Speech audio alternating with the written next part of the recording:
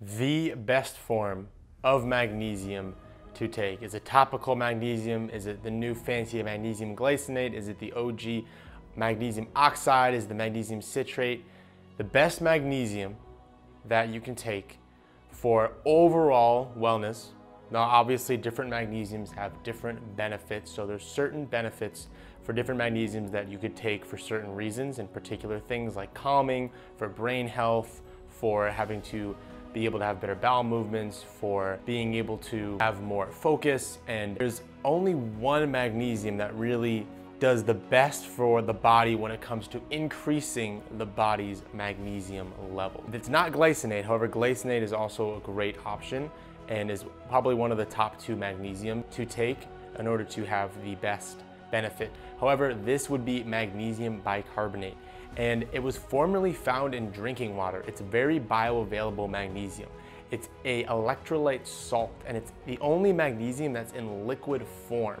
So it has super high bioavailability, and it's what we were drinking about 200 years ago before the Industrial Revolution came in, and all these chemicals and the changes to the environment, the acid rain, the nitrogen, phosphorus, and potassium NPK fertilizer came into play, and that all affected our drinking water greatly, and that made it less likely for us to get all the magnesium we need from our water alone. So that is why it is very necessary to supplement your magnesium. Now, testing for blood levels of magnesium is also a bit different because most of the tests you get from a lab is going to be just your regular blood magnesium, just your blood serum magnesium. But actually less than 1% of your magnesium is going to be just flowing freely in your blood. Your magnesium is going to be in your blood cells. It's going to be your red blood cells. So if you want to get a magnesium tested, the best would be the red blood cell magnesium. And that is because when you have good magnesium, like magnesium bicarbonate, the bicarbonate goes into the cell, and then the magnesium goes to the mitochondria, which helps create ATP, which gives you energy, helps you with your mood, helps you with being able to mitigate stress. So ATP is very powerful, very important for every day-to-day activity that your body is going to have. So magnesium bicarbonate is pretty simple to make. It's actually one of the most cheapest and available forms of magnesium. You just make it with magnesium hydroxide, and you add magnesium hydroxide to a soda stream of sorts, some carbonated water, and then you make sure you have clean, pristine water.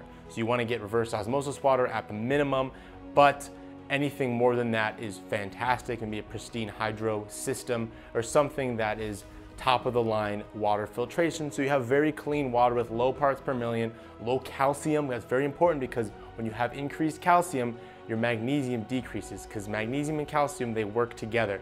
So too much calcium is going to get your magnesium out of whack, and you're gonna end up using your magnesium to help balance out the calcium, because the calcium's in everything. It's in fortified foods, it's in your water supply, so we already have plenty of calcium, and the magnesium is going to be greatly depleted compared to the calcium levels. So when you're getting your water, make sure it's clean, make sure it's low parts per million, there's nothing in there, there's low iron, there's ideally very low calcium, and there's low chemicals and minerals in the water. You can mineralize that water with a coarse sea salt.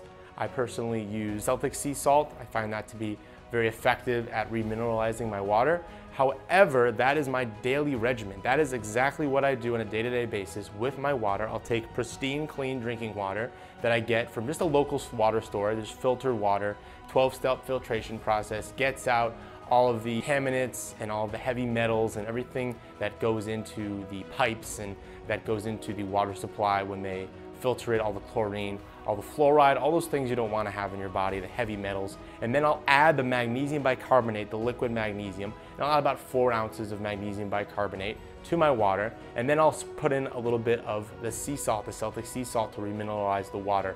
And that is my go-to protocol, and that is why magnesium bicarbonate is my favorite all-around go-to source of magnesium.